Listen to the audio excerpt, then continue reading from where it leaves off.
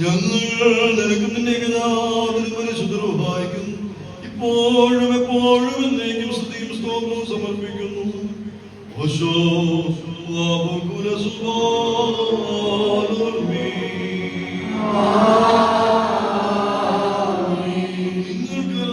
നിങ്ങൾക്കെല്ലാവർക്കും സമാധാനം.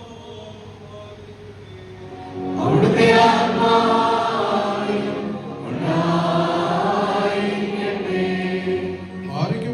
നമ്മുടെ ദൈവമായ കർത്താവിന്റെ സ്നേഹം മൂലം പരിശുദ്ധനും ദൈവമായ ചുമനത്താൽ ഓരോരുത്തരും അവനവന്റെ അടുത്ത് തമ്മിൽ തമ്മിൽ സമാധാനം കൊടുക്കണം.